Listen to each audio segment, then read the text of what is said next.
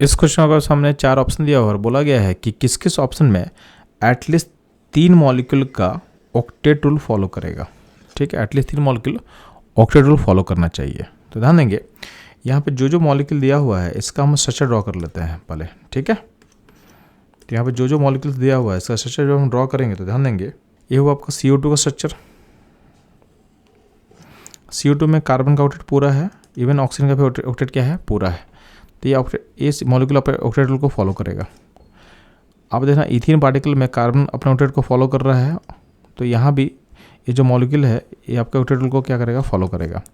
NO में जो N के पास देखोगे तो ऑक्सीजन एटम तो अपने ऑक्टेट को फॉलो कर रहा है, बट जो N एटम है N के पास क्या है बच्चों लोग, यहाँ पे 2 बॉन्ड बना हुआ है और 3 इलेक्ट्रॉन है। तो 2 बॉन्ड से 4 इलेक्ट्रॉन आएगा और 3 से क्या इलेक्ट्रॉन से क्या होगा, 7 होगा। तो यहाँ पे 7 इलेक्ट्रॉन होगा। इन इस केस में यहाँ पे ऑक्टेट रूल ओबे नहीं कर रहा है। HCl में क्या, क्लोरीन के पास 3 लोन पेयर है तो 6 इलेक्ट्रॉन वहाँ से होगा और 1 बॉन्ड से 2 इलेक्ट्रॉन तक क्या होगा, 8 होगा। यानी HCl भी क्या होगा, ऑक्टेट रूल को फॉलो करेगा। ठीक, अगर बात करते हैं हम NO2 का, तो उसमें जो N सेंटर है उसमें देखोगे तो वहाँ पे 7 इलेक्ट्रॉन होगा। ठीक, तो NO2 भी ऑक्टेट रूल को फॉलो नहीं करेगा। अगर हम ओजोन का बात करते हैं तो ओजोन में क्या है, ओजोन में हर O एटम का ऑक्टेट पूरा है तो ऑक्टेट रूल को फॉलो कर रहा है। अगर बात करते हैं H2SO4 का, तो उसमें जो सल्फर सेंटर है उसमें 6 बॉन्ड बना हुआ है। तो इसमें अल्टीमेटली क्या होगा, ये अपने ऑक्टेट रूल को वॉलेट करके अपने ऑर्बिटल को एक्सपैंड करके यहाँ पे 12 इलेक्ट्रॉन फिलअप कर ले रहा है, क्योंकि इसका वैकेंट डी खाली था। तो ये भी ऑक्टेट रूल को ओबे नहीं करेगा। BCl3 में क्या, 3 बॉन्ड बना हुआ है, इस पर इलेक्ट्रॉन तो एक भी नहीं है, तो अल्टीमेटली इसमें क्या होगा, 6 इलेक्ट्रॉन होगा। यानी ऑक्टेट रूल को फॉलो नहीं करेगा। तो अब देखोगे इन सारे सिस्टम में CO2, ethene, HCl and O3 ये आपका ऑक्टेट रूल को फॉलो कर रहा है, बाकी फॉलो नहीं कर रहा है।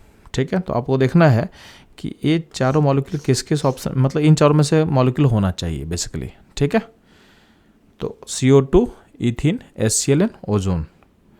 अब हम आते हैं हम लोग ऑप्शन में। तो पहले वाला ऑप्शन में CO2 है, इथीन है, HCl है। यानी इस ऑप्शन में 3 मॉलिक्यूल है जिसमें ऑक्टेट रूल फॉलो कर रहा है। यानी ऑप्शन ए क्या होगा, करेक्ट होगा। अगर हम बी में बात कर रहे हैं तो बी में O3 होगा, HCl होगा बस। तो इसमें 2 है। तो क्वेश्चन के डिमांड के अकॉर्डिंग क्या था कि कम से कम 3 मॉलिक्यूल होना चाहिए, इसलिए क्या होगा, बी ऑप्शन करेक्ट नहीं होगा। बी ऑप्शन सी में क्या होगा, जो ऑक्टेट रूल फॉलो करेगा इसमें से कोई भी फॉलो नहीं करने वाला है। ठीक है, इसलिए ऑप्शन सी भी आप हटा सकते हो।